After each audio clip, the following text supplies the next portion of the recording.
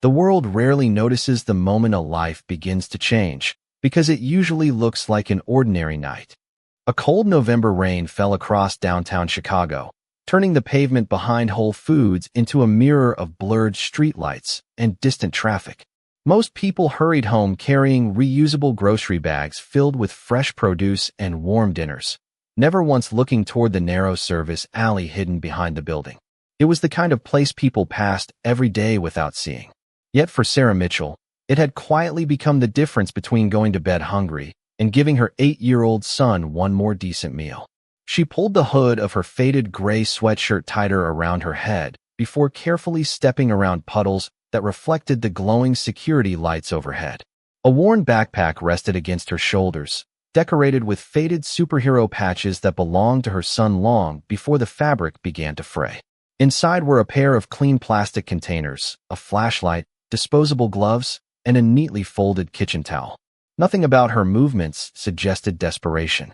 Instead, everything she did revealed quiet discipline, as though even hardship deserved dignity.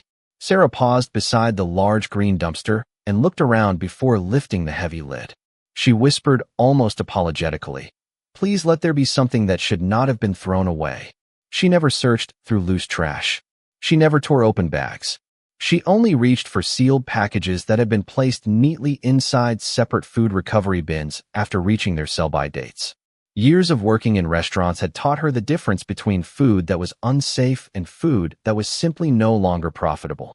Tonight, she found a package of unopened dinner rolls, 2 containers of yogurt still sealed, and a bag of apples with one bruised piece inside. She smiled softly as though discovering buried treasure. "Ethan is going to love these apples," she whispered to herself while gently setting them inside her backpack. Before closing the lid, she carefully rearranged everything exactly as she had found it, wiping away a few drops of rain from the edge with the folded towel she always carried. She believed that leaving a place cleaner than she found it was a way of thanking life for whatever kindness remained. Nearly 6 stories above the alley, William Carter stood inside the corner office of Carter Foods Group, his hands resting against the cool glass overlooking the city.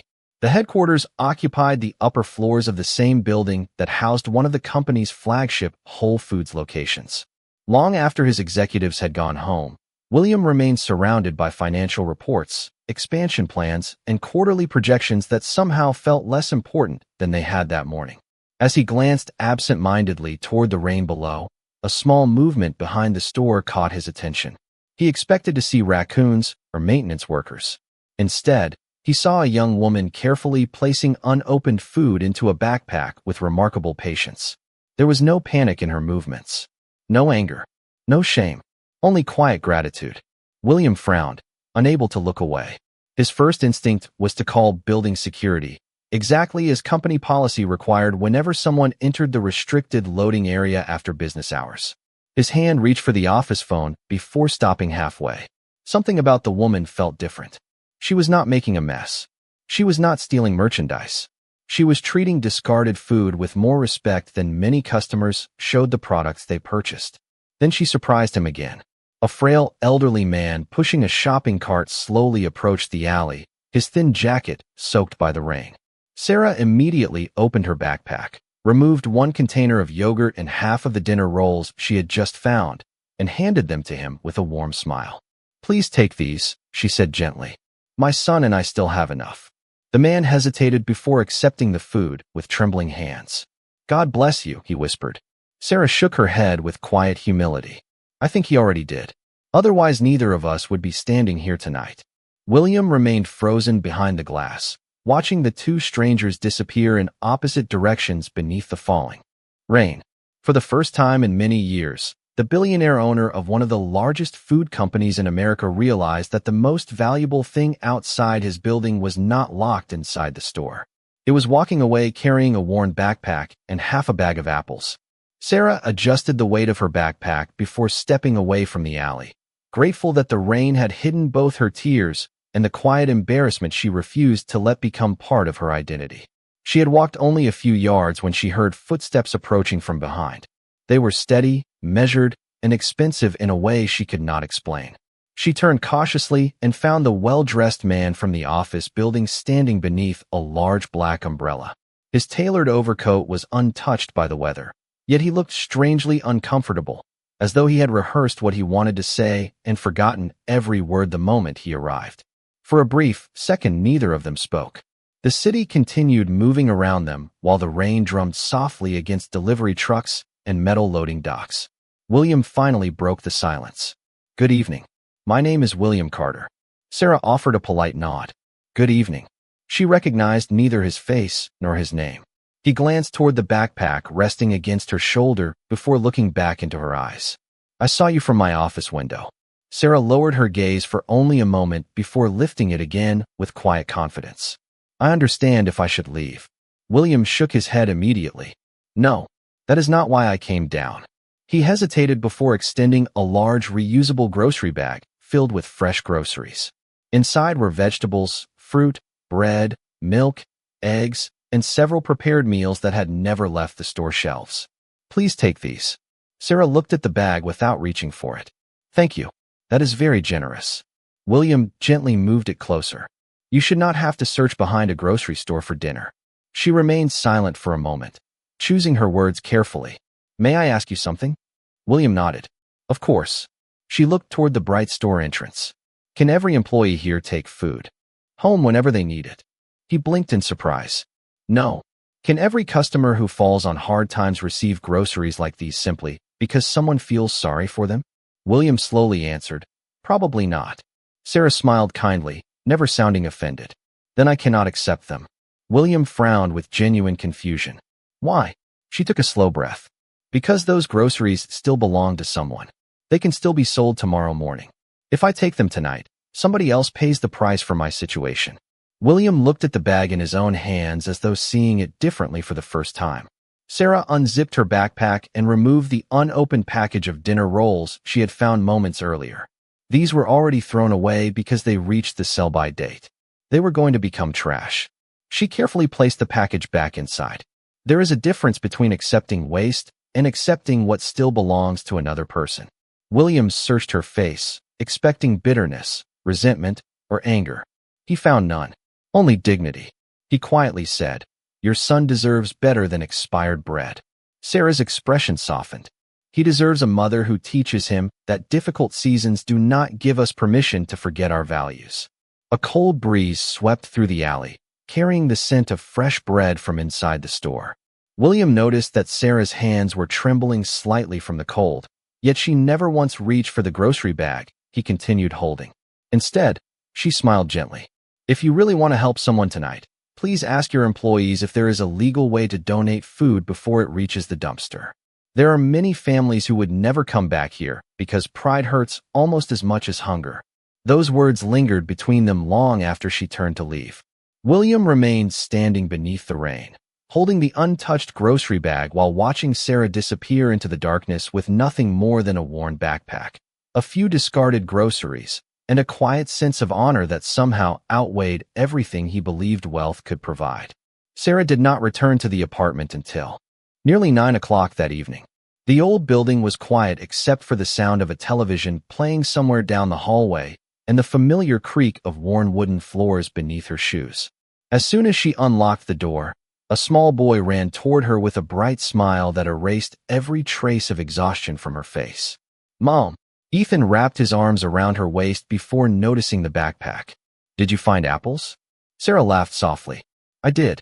She carefully unpacked the dinner rolls, yogurt, and apples onto the tiny kitchen counter as though arranging precious gifts. Ethan picked up one of the apples with wide eyes. "This one is perfect." Sarah smiled. The bruise was on a different one. Ethan immediately separated the damaged apple from the others. "Then we should eat this one first so none of them go to waste." Sarah gently kissed the top of his head. "That is exactly what we will do." While mother and son shared warm slices of toasted bread with apple pieces for dinner, several miles away William remained alone inside his office long after the lights across the executive floor had begun turning off one by one. The untouched grocery bag still rested beside his desk. He found himself replaying every word Sarah had spoken beneath the rain. She had not asked for money. She had not blamed anyone for her circumstances. She had only asked whether food could be saved before becoming trash. The simplicity of the question unsettled him far more than any criticism ever had. The following morning, William arrived earlier than usual. His longtime executive assistant, Claire Reynolds, was already organizing the day's meetings when he stepped into the office. She immediately noticed the unusual expression on his face. "You look like you barely slept," she said with a concerned smile. William nodded absent-mindedly. "Claire, I need you to help me find someone." She opened her notebook. "A client?" "No." He paused for a moment. "A woman I met behind one of our Whole Foods stores." Claire looked up with quiet curiosity, but waited without interrupting. "Her name is Sarah Mitchell." William continued carefully. "I only want publicly available information. Nothing invasive. I simply want to understand her story." Claire nodded respectfully. "I will be careful." By late afternoon, she returned carrying a thin folder. William expected very little. Instead, every page quietly dismantled the assumptions he had made the night before. Sarah Mitchell had once managed a family-owned neighborhood cafe for nearly 6 years. Former coworkers consistently described her as dependable, honest, and unusually kind to both customers and employees. 3 years earlier, her husband, Daniel Mitchell, had passed away after a long illness that exhausted nearly every dollar the family had saved. Medical bills, reduced work hours, and caring for a young child forced Sarah to leave her management position. Since then, she had worked temporary jobs, cleaned offices during weekends, and accepted part-time shifts wherever she could find them. Claire looked across the desk. "There is something else." William silently continued reading. Sarah had never filed for personal bankruptcy. She had never been evicted. She had never been arrested. She had never appeared in court for unpaid debts. Every payment she could make had been made, even if only a few dollars at a time. At the bottom of the final page sat a short handwritten note from one of her former employers who had been contacted for a professional reference. It read, "If integrity could pay rent, Sarah Mitchell would own the entire city." William slowly closed the folder and looked out across the Chicago skyline. For years, he had believed financial reports revealed everything worth knowing about people. Yet the most remarkable person he had encountered in years would never have appeared in any quarterly earnings statement. She had quietly become invisible to a world too busy measuring success to notice extraordinary character. And for reasons he could not yet explain, William knew he could no longer pretend she was simply another stranger walking through the rain. For the next several evenings, William found himself looking toward the service alley more often than the financial reports waiting on his desk. He told himself it was simple curiosity, yet every time the office lights reflected against the glass, his eyes searched for the familiar gray sweatshirt and the worn backpack decorated with faded superhero patches. 3 nights later, shortly after 8 o'clock, he saw Sarah again. She arrived quietly, wearing the same careful expression of gratitude instead of defeat. Once again, she opened the food recovery bin with gentle hands, taking only sealed packages that had already been discarded. William resisted the urge to interrupt her. Instead, he watched from the window, remembering every word she had spoken about dignity. This time, she found several unopened salad kits, a carton of milk still cold to the touch, and a package of bananas that had become too ripe to sell. She placed everything neatly inside her backpack before closing the heavy lid with the same respect she had shown before.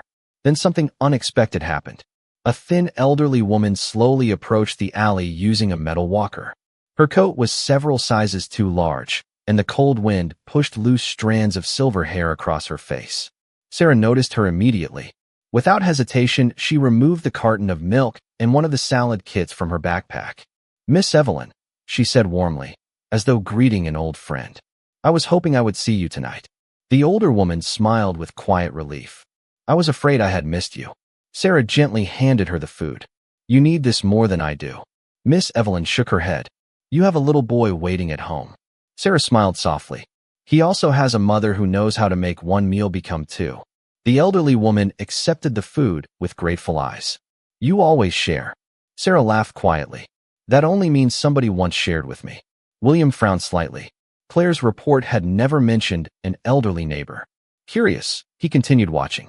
A few minutes later, another familiar figure appeared. It was the same older man with the shopping cart whom Sarah had helped on the rainy night. His beard had been trimmed since then, and despite his worn clothing, he carried himself with quiet dignity. Sarah greeted him by name. "Good evening, Mr. Harris." The man smiled. "I found temporary work unloading trucks today." Pride brightened his tired face. "That is wonderful," Sarah replied sincerely. She reached into her backpack and handed him 2 ripe bananas. "Then these are for breakfast tomorrow before work." Mr. Harris hesitated. "You already helped me this week." Sarah shrugged gently. "Then next week maybe you will help someone else." The man nodded with emotion before continuing down the sidewalk. William remained motionless behind the glass. He had expected to witness poverty. Instead, he was witnessing generosity practiced by someone who possessed almost nothing. During the following week, he quietly asked Claire to review food donation records across every Carter Foods location. The numbers were staggering. Thousands of pounds of perfectly edible food were discarded each month because the logistics of distributing it required more effort than simply throwing it away. William stared at the spreadsheets spread across his conference table, but all he could picture was Sarah dividing a small collection of rescued groceries into even smaller portions so 3 households could eat instead of 1. That evening he stood once more beside the office window as delivery trucks rolled away beneath the city lights. For years he had measured success by expansion, revenue, and market share. Yet the woman carrying the faded backpack measured abundance differently. She believed that if 3 people could eat instead of 1, then everyone somehow became richer. It was a lesson no business school had ever taught him, and for the first time, he began wondering whether the greatest waste inside his company had never been the discarded food at all, but the countless opportunities to notice the quiet humanity waiting just beyond the back door. The following Monday morning, Sarah received an unexpected phone call while wiping down tables at the neighborhood diner where she worked the breakfast shift 3 days each week. She almost ignored the unfamiliar number, assuming it was another collection agency or another employer politely informing her that someone else had been hired. Instead, a calm professional voice introduced herself. "Good morning, Miss Mitchell. My name is Claire Reynolds from Carter Foods Group. Mr. William Carter would like to invite you to our headquarters this Wednesday afternoon if you are available." Sarah stopped polishing the table. "I think there must be a mistake." Claire smiled through the phone. "There is no mistake. Mr. Carter asked specifically for you." Sarah thanked her politely, but remained cautious. "May I ask why?" Claire answered honestly. "He believes you have an important perspective that our company needs to hear." Sarah agreed to the meeting only after making arrangements for Ethan to spend the afternoon with their elderly neighbor, Miss Evelyn. On Wednesday, she arrived 15 minutes early wearing the only navy blue blazer she owned, one she had purchased years ago from a thrift store for a job interview that had changed her life in happier times. She had carefully pressed every wrinkle from the fabric the night before. The receptionist welcomed her warmly before leading her toward the executive floor. Employees quietly glanced in her direction, not because of her clothing, but because very few visitors were invited directly to the office of the company's founder. William stood as she entered the conference room. There was no long polished table prepared for negotiations, no stack of legal documents, and no photographers waiting to capture a charitable moment. Only 2 cups of coffee, a notebook, and sunlight streaming through floor-to-ceiling windows overlooking the city. "Thank you for coming," William said sincerely. Sarah smiled politely. "Thank you for inviting me." After a brief conversation, he reached into a folder and carefully slid a check across the table. "Before we discuss anything else, I would like to help you and your son." Sarah looked at the amount without touching the paper.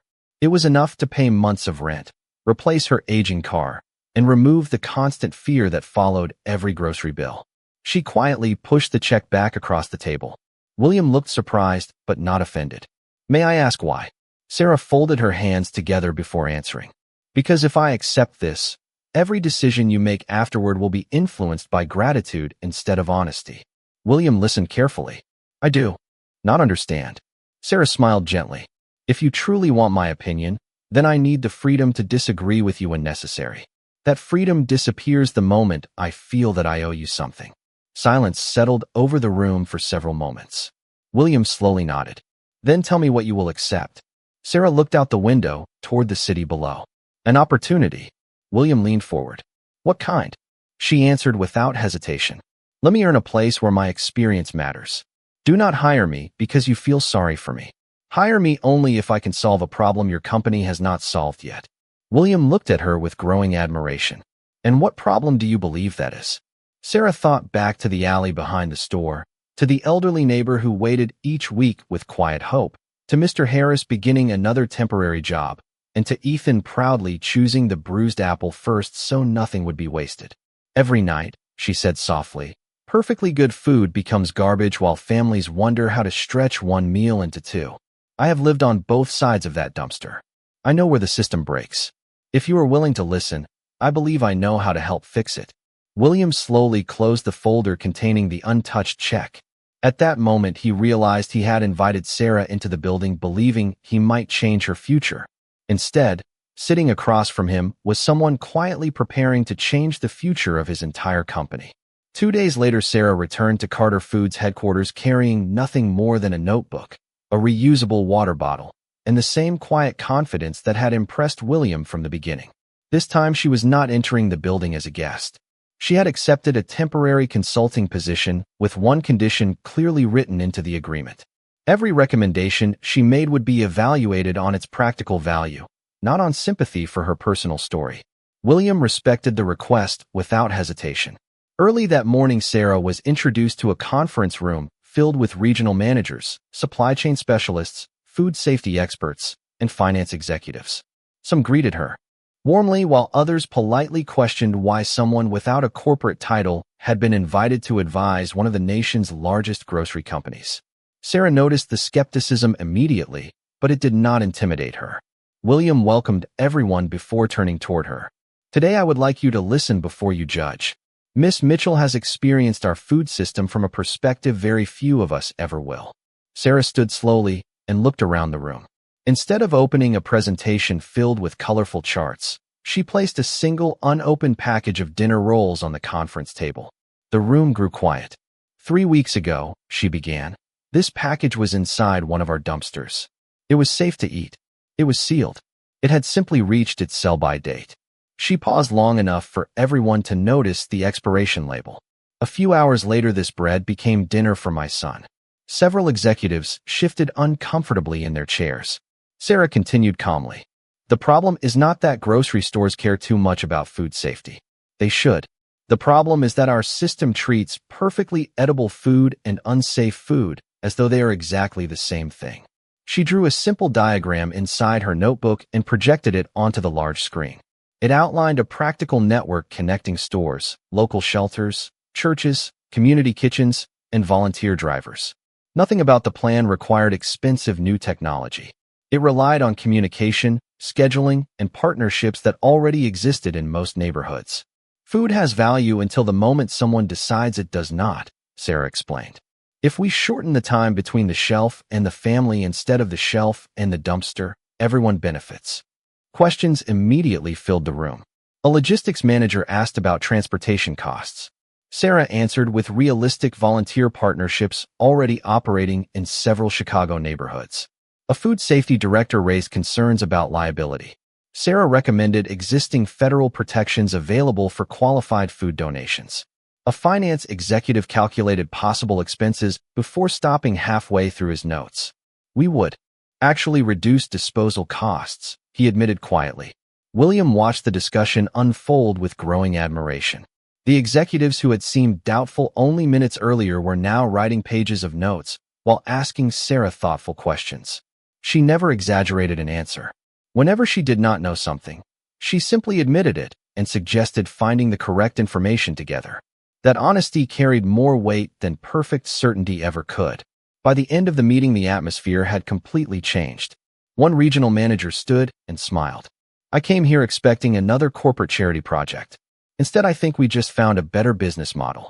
Laughter gently filled the room before several people applauded. Sarah looked almost embarrassed by the attention. William remained silent until everyone had finished. Then he spoke softly. Today we did not learn how to donate food. We learned how to stop wasting opportunity. As the meeting concluded, employees surrounded Sarah with additional ideas and offers to help launch a pilot program. Watching the conversation spread across the room, William realized the greatest transformation was already happening. The woman who had once quietly searched behind one of his stores was now standing in the center of his company, not because anyone had rescued her, but because wisdom earned through hardship had finally been given a place where people were willing to listen. Within 6 weeks, the pilot program was operating in 10 Carter Foods locations across the Chicago area. Every afternoon, employees placed eligible food into clearly marked recovery carts instead of disposal bins. Local shelters received automatic notifications. Volunteer drivers followed scheduled pickup routes. Community kitchens coordinated deliveries before the food ever had a chance to become waste. What had begun as a simple conversation behind one grocery store was quietly becoming a system that worked because every person involved understood exactly why it mattered. Sarah spent her days traveling from store to store, speaking with department managers, warehouse teams, bakery employees, and volunteers. She never introduced herself by mentioning the executive office where she now worked.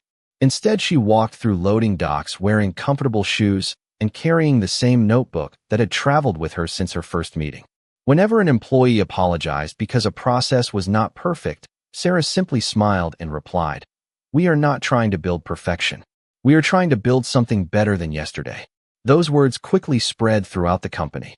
Employees began repeating them during morning meetings and training sessions. One afternoon, Sarah returned to the very Whole Foods store where everything had started. The service alley looked almost unfamiliar.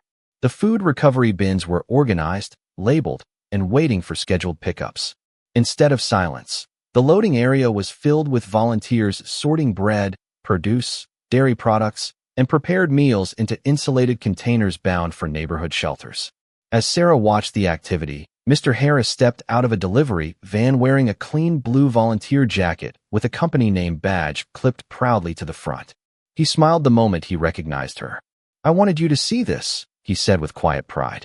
"I have a full-time job now with the community distribution team." Sarah congratulated him warmly. Before she could answer, another familiar voice called her name. Miss Evelyn slowly approached with her walker, carrying a homemade apple pie wrapped carefully inside a kitchen towel. "You inspired all of us," the elderly woman said. "I cannot lift boxes anymore, so I bake pies for the volunteers every Friday." Sarah laughed softly as tears gathered in her eyes. That is just as important. The small gathering continued growing as employees introduced Sarah to families who had benefited from the program. A young father explained that weekly food deliveries had allowed him to save enough money to repair his truck and return to work. A college student described how donated groceries helped her finish her nursing degree without skipping meals. None of them knew the full story about the woman standing quietly among them. They simply thanked her for helping create something that treated people with respect instead of pity. Later that evening, William arrived at the store after finishing a meeting downtown. He remained several steps away, choosing not to interrupt the conversations unfolding around Sarah. He noticed something remarkable. Every person who approached her walked away smiling, not because she had solved every problem in their lives, but because she had listened as though their stories truly mattered. William realized leadership did not begin inside boardrooms or executive offices. Sometimes it began in an alley behind a grocery store where someone refused to let hardship take away compassion. As the final volunteer truck pulled away carrying meals that would reach hundreds of dinner tables before sunset, William looked toward the now empty dumpster standing quietly against the brick wall. It had become nothing more than an ordinary metal container because the purpose it once served had disappeared. The food was no longer being wasted. More importantly, neither were the people who had once been invisible. And standing in the warm evening light, Sarah never celebrated what she had accomplished for herself. She celebrated every family who would never have to search behind a building for hope again, because kindness, when given the chance to become action, always found a way to multiply. Autumn quietly gave way to the first days of winter, and what had started in 10 stores had now expanded across dozens of Carter Foods locations throughout Illinois. Every weekly report arriving on William's desk carried encouraging numbers. Thousands of pounds of food had been redirected from dumpsters to dinner tables. Disposal costs had fallen. Community partnerships had grown stronger. Yet the statistic that stayed with him most was not printed anywhere on the reports. It was the growing number of employees who volunteered their own time after work simply because they believed the program mattered. One Friday evening, William invited Sarah to walk through the original store after closing. Customers had already gone home, and employees were finishing the last preparations before the evening food recovery pickup. Together, they walked quietly through the bakery where fresh bread still filled the air with warmth before continuing toward the familiar back corridor leading to the loading dock. When they stepped outside, the alley looked almost unrecognizable. Bright storage racks held insulated containers waiting for local shelters. Volunteers greeted delivery drivers by name. The large green dumpster still stood against the brick wall, but it remained nearly empty. Sarah smiled gently as she looked around. I never imagined this place could feel so different. William stood beside her for a long moment before answering. Neither did I. The evening breeze carried the distant sound of church bells across the neighborhood. William rested his hands inside the pockets of his coat, as though searching for the right words. There is something I have wanted to tell you since the night we met. Sarah turned toward him with quiet curiosity. William looked at the old dumpster before continuing. When I first saw you from my office window, I reached for the phone. Sarah listened without interrupting. I was going to call security. He gave a small, honest smile. It would have been the easiest decision. It was company policy. He paused before looking directly at her. Then I watched you clean the edge of the dumpster with your towel after you finished. You closed the lid carefully. You thanked food that most people had already forgotten. And when you shared what little you had with someone else, I realized I was looking at someone wealthier than I was. Sarah remained silent, allowing him to continue. My parents owned a small grocery store when I was growing up. My mother used to tell me that every loaf of bread represented hours of someone's work. A farmer planted grain. A driver transported flour. A baker woke before sunrise. She always said wasting food meant forgetting the people behind it. William smiled faintly at the memory. Somewhere along the way, I became so busy building a company that I stopped seeing what she had tried to teach me. Sarah looked toward the volunteers loading food into waiting vans. Sometimes life reminds us in unexpected places. William nodded slowly. You reminded me. He reached into his coat and removed a folded piece of paper. It was not a contract or another check. It was the original page of handwritten notes Sarah had sketched during their first meeting, showing her simple drawing connecting grocery stores, churches, shelters, and families. William had kept it inside his desk ever since. The edges had become slightly worn from being unfolded so many times. Whenever I think a problem is too complicated, he said softly, I look at this drawing. It reminds me that solutions often begin with people who have experienced the problem themselves. Sarah laughed quietly. It is only a rough sketch. William smiled. It became the blueprint for changing thousands of lives. They stood together watching another volunteer truck leave the loading dock filled with food instead of waste. Neither of them spoke for several moments because the silence itself carried more meaning than words. In that quiet winter evening, William understood that the greatest investment he had ever made had not been in another company, another building, or another expansion plan. It had been choosing, on one rainy night months earlier, to walk downstairs instead of looking away. 1 year later, the alley behind the Chicago Whole Foods had become the quiet symbol of a promise fulfilled. Delivery trucks still arrived before sunrise. Employees still unloaded fresh produce, bread, dairy products, and prepared meals with the same efficiency as always. But every person working there now understood that the final destination of food was no longer decided by an expiration label alone. Every evening, insulated vans from local shelters, churches, and community kitchens lined up beside the loading dock, collecting meals that would reach thousands of families before dinner. The old green dumpster remained where it had always stood, but week after week it stayed nearly empty, serving as a silent reminder of a problem that people had finally chosen to solve instead of ignore. Sarah Mitchell now served as Director of Community Food Recovery for Carter Foods Group, a position she had earned through countless hours of work, practical leadership, and the trust of employees across the company. She still visited stores every week, still carried the same notebook, and still greeted warehouse workers, cashiers, volunteers, and delivery drivers by name. Success had changed her responsibilities, but it had never changed her heart. One crisp Saturday morning, she arrived at the original store with Ethan, who had just celebrated his 9th birthday. He had grown taller, his smile brighter, and the faded backpack with superhero patches had finally been replaced by a new blue school backpack that Sarah had proudly purchased with her own paycheck. As they walked toward the loading dock, Ethan suddenly slowed his steps. A young mother stood near the sidewalk holding the hand of a little girl. Their clothes were clean but worn, and the uncertainty in the mother's eyes was painfully familiar. Before Sarah could say anything, Ethan quietly walked over carrying a small paper lunch bag that volunteers had packed for him after the morning shift. "Would you like this?" he asked gently. "There is enough for my mom and me at home." The woman hesitated before accepting it with grateful eyes. "Thank you," she whispered. Ethan smiled exactly the way his mother always had. "Someone helped us once. I think that means we should help someone else." Sarah watched the exchange without interrupting, feeling tears gather quietly in her eyes. She realized her greatest achievement had never been creating a successful program or changing company policies. It was seeing compassion become part of her son's character. A few steps away, William observed the moment from the same office window where everything had begun more than a year earlier. The city skyline looked unchanged, but he knew both his company and his own life had become something entirely different. Claire joined him, holding the latest annual report. "The program has now expanded into every Carter Foods location nationwide," she said with a smile. "Millions of meals have been recovered." William nodded appreciatively before looking back toward the loading dock below. "Those numbers matter," he replied quietly, "but they are still not the most important result." Claire followed his gaze toward Ethan, who was laughing with the little girl while volunteers loaded another truck filled with food instead of waste. William smiled. Kindness became part of the culture. That cannot be measured on any balance sheet. As the afternoon sun warmed the brick walls behind the store, another delivery van pulled away carrying meals that would soon become family dinners across the city. Sarah took Ethan's hand, and together they walked past the dumpster without even looking toward it. They no longer needed to. Hope had found a new address.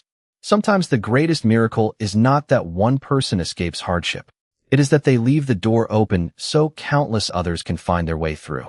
And on an ordinary Chicago afternoon, the place where one mother had once searched for forgotten food became the place where an entire community remembered the lasting value of dignity, gratitude, and kindness.